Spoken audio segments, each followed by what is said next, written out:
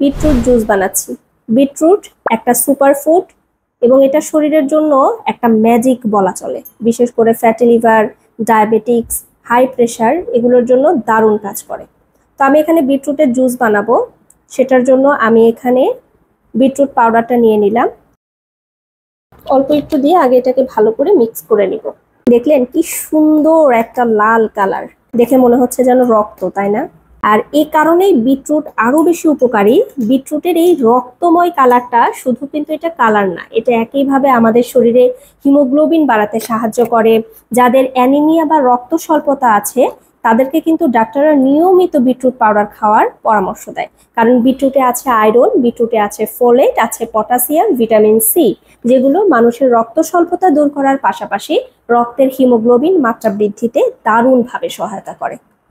খুব সহজ, প্রতিদিন সকাল বা সন্ধ্যায় আপনি এই দারুণ উপকারী সুপারফুডের এক গ্লাস জুস খেতে পারেন, যেটা আপনার শরীরে সারাদিনের যে কাজ করার পরে টায়ার্ডনেস, ক্লান্তি ভাব থাকে সেটা দূর করতে সাহায্য করবে।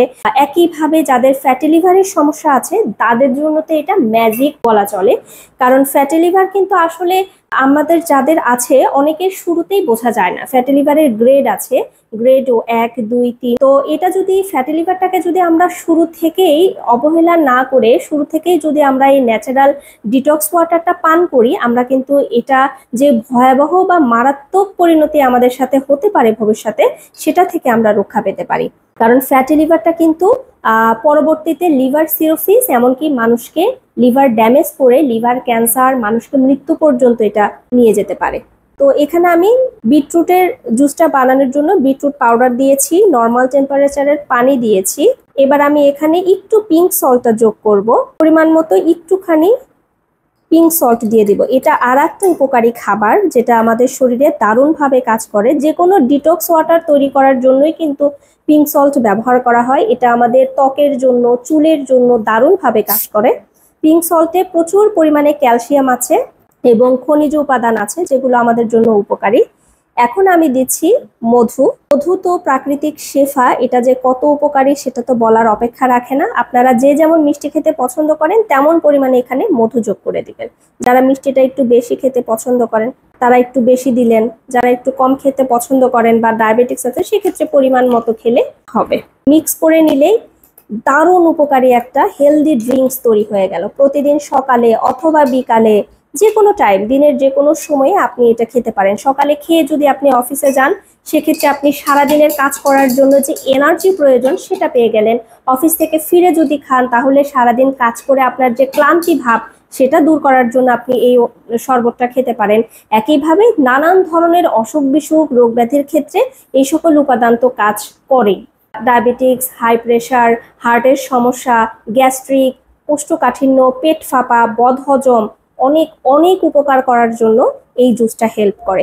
একইভাবে আপনারা মোরিঙ্গা পাউডার আছে আমাদের, এটাও নিয়মিত খেতে পারেন। একদিন বিটরুট জুস খেলেন, একদিন মোরিঙ্গা পাউডার খেলেন। এগুলো সুপার ফুড এবং শরীরের জন্য এক কথাই উপকারী, এটা বলার কোনো প্রয়োজনীয়তা রাখে না। এটা ক্লিনিক্যালি প্রমাণিত, বৈজ্ঞানিকভাবে প্রমাণিত যে এই প্রাকৃতিক উপাদানগুলো আমাদের শরীরের জন্য একটা আশীর্বাদ। এবং মোরিঙ্গা পাউডার তো প্রায় 300টা রোগের জন্য একাই 100।